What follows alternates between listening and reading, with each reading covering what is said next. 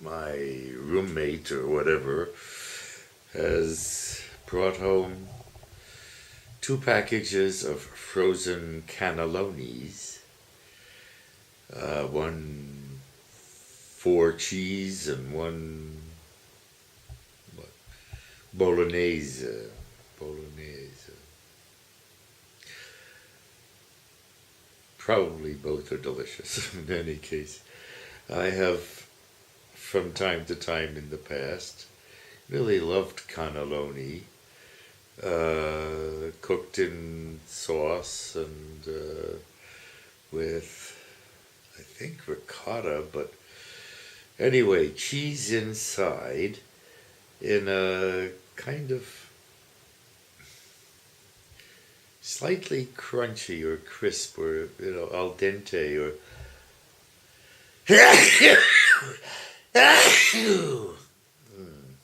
now there's a state. Kind of al dente state. It's semi-solid somehow and not almost in a way dry or something. I don't know what this peculiar sensation is, but there's fond memories of occasions in the past of having cannellonis like that. So those get saved, and I think of making a pizza. Boy, I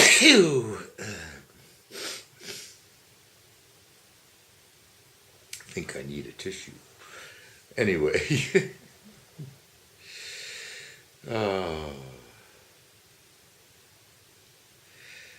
Well, this is pretty meaningless, but in any case, there was a battery change, and the batteries are rapidly cycling between the camera and the charger, and low battery. Not yet. Not yet. I think I ought to mark the batteries 1, 2, 3, and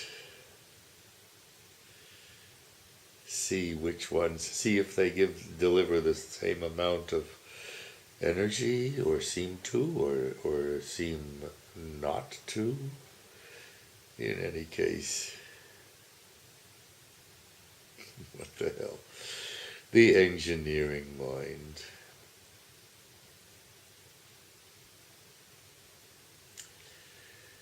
So in a little while, so I'm uploading 5 files, and there's at least one more on this camera besides this.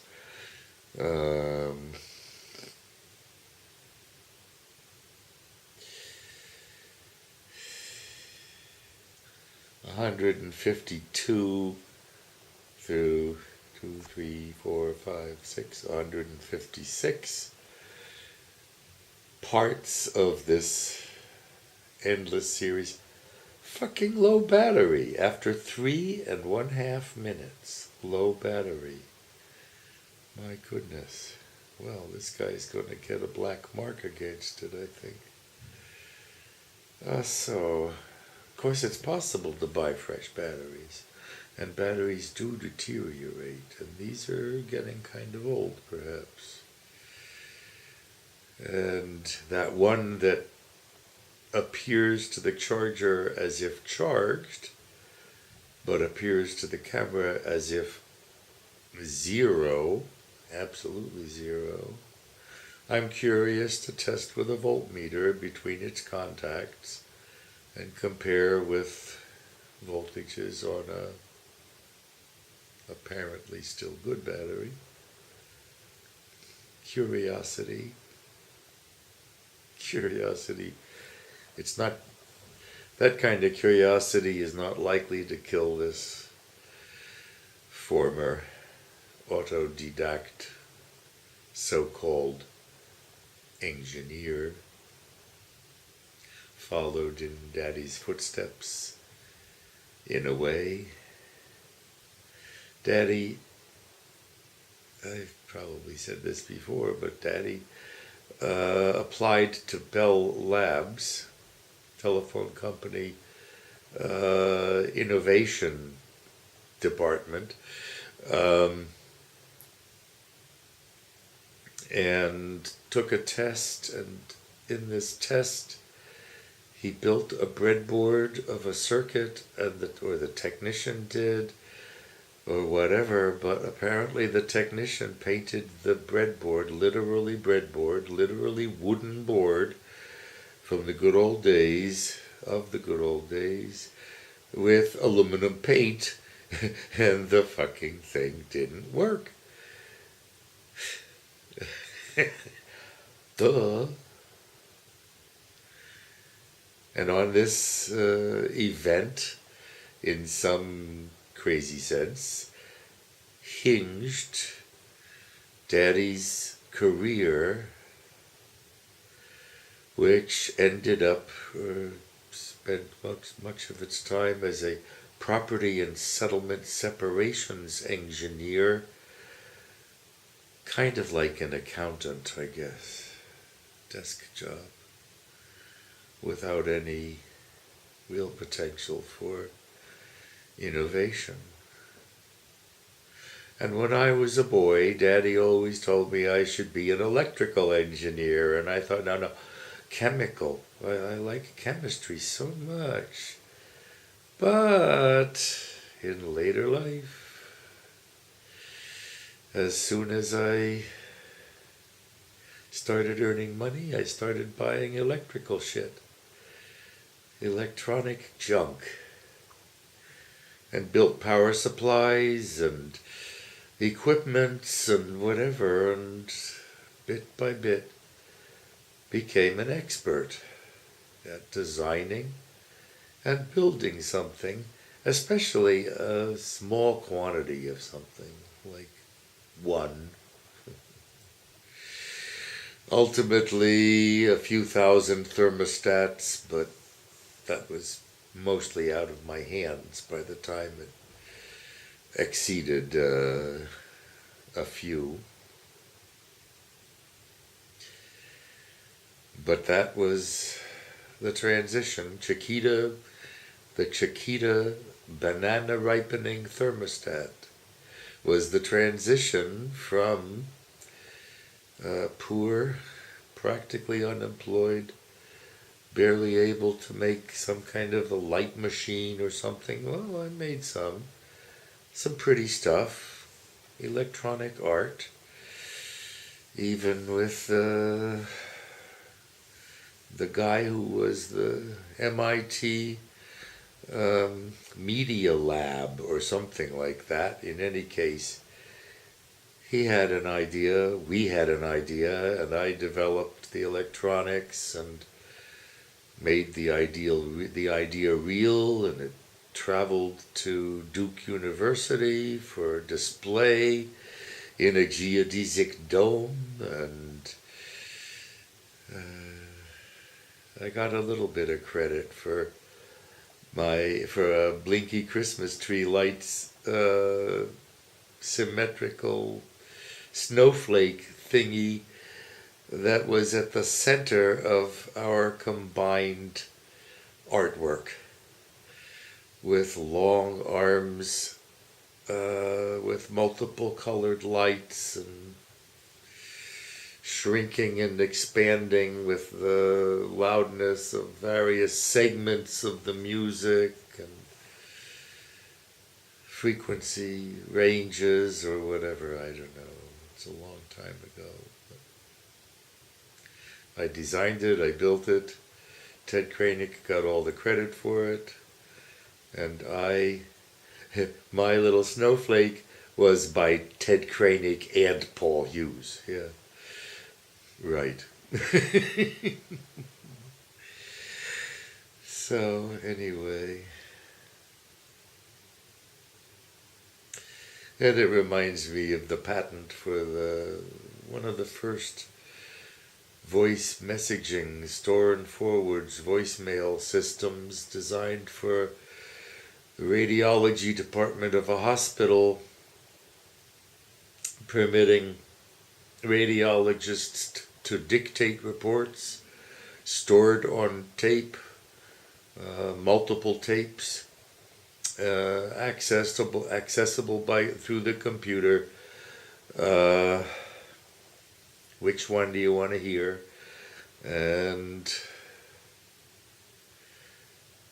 the main idea was that a patient's physician could dial in on the internal phone system or external with a touchtone and dial the patient number and immediately receive the most recent report.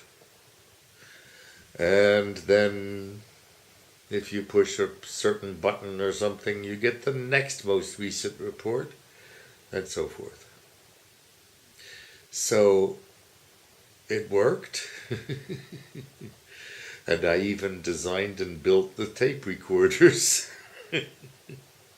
out of trash, out of surplus motors and idler wheels from phonographs and little plastic tape reels with just a little bit of tape, a few minutes, whatever. Oxide removed with solvent from inch-long or so areas near the beginning and end of tape where they would pass through infrared emitter sensor pairs looking at each other, so to speak, to detect end and beginning of tape. A chassis, I think, had at least eight recorders, maybe 16, I don't know. But the system would be expandable to 128 at least, or 256, and addressable by a computer. And the computer keeps track of how old and whether it's been typed and whatever. And the typist naturally receives the oldest report that has not yet been typed, all managed by the computer. It was pretty cool. And it was patented. Jerry Kolodny, inventor, Paul Hughes, co-inventor. Well, other than the basic idea, tape recorders to do radiology reports, the whole fucking thing was mine. From the smallest resistor to the largest rack installation, my work. And all of the drawings for the patent were of my circuitry. And what was especially patentable was bus access to and from the tape recorders of the audio, which was actually done by sample and hold circuits.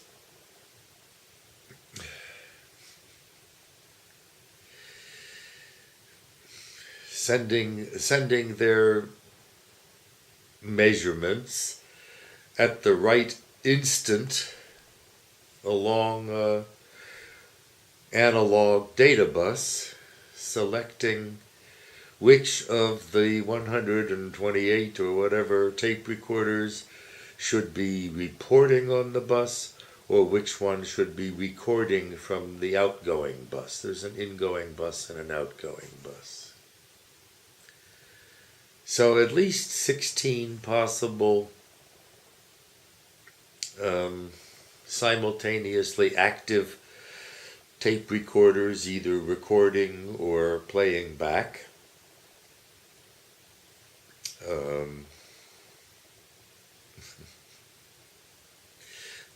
Up to 16 at one time. So. And ultimately, Sudbury Systems, the owner of the patent, was given a $3 million judgment, I think, against Dictaphone.